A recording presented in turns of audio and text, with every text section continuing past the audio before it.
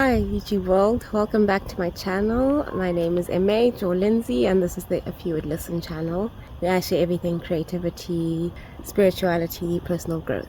If you haven't subscribed, please do, and don't forget to like and comment and share your thoughts.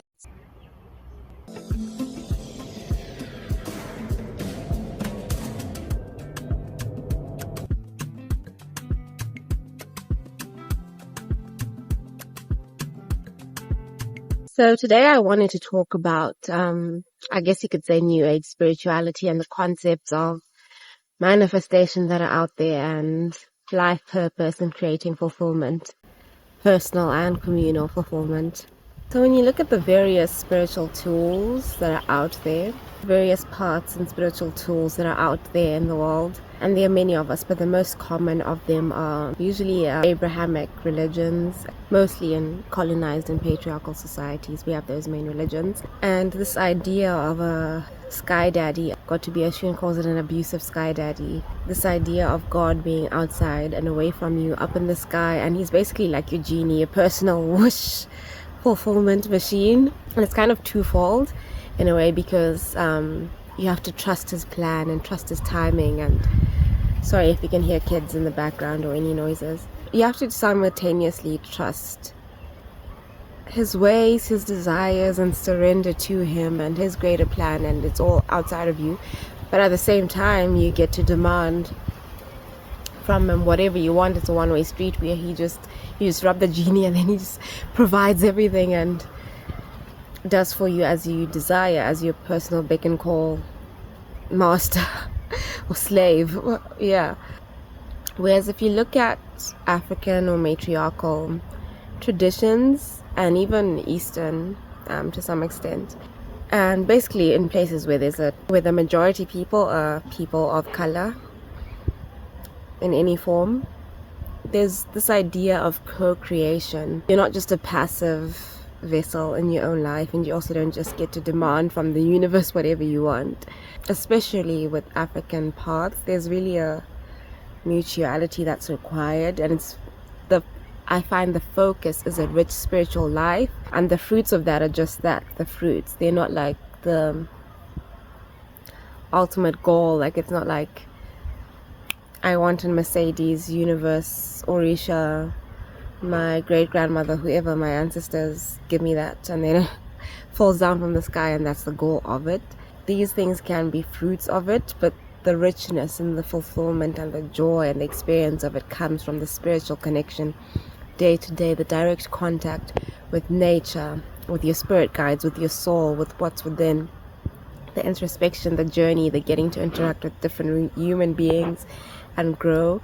All of these are just important as the material gains. It kind of feels less capitalistic and productivity driven and materialistic, like being is enough, and the means and the end are not different things, because you still get to experience that direct experience. You still get to experience slowness, presence, and actually connecting with things without an ulterior motive, without then I can get this, then I can change this, then I can transform this, then I can alchemize this. The experience itself matters just as much, if not more.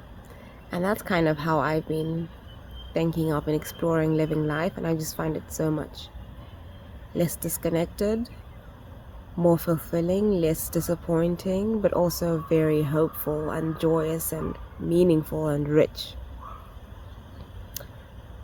And the regular practices, the ritual, are experiences that I benefit from and enjoy just as they are, not because of what I can get out of them or what I can get from this connection or this practice or this experience. Yeah, so I guess that would be one of the main points, is the spiritual experience itself being the means and the end, being the goal, the process itself, rather than some other alternative, ulterior goal.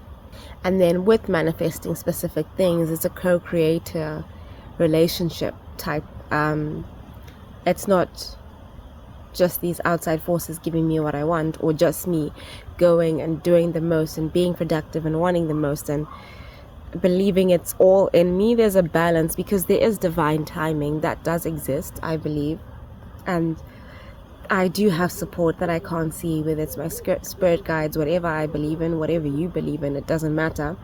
The universal energies, everything, whatever is true to you, that also plays a part, and there's so much that you do not know. And one of the sayings I say a lot, and something along the lines of, a truly knowledgeable person knows how much they don't know, knows how little they know.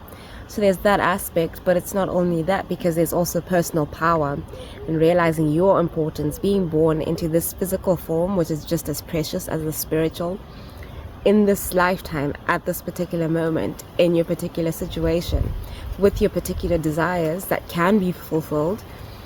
There is a reason for that, and you have a power bestowed in you inherently.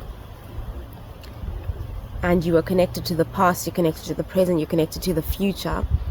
And you are very valuable and very worthy, although you might not treat yourself that way.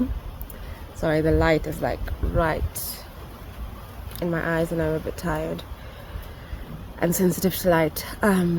You are very special and important and powerful, just as is Mother Earth, just as is the universe, Gaia, your angels, guides, goddess, God, energy, whatever you want to call it, or whatever you believe in.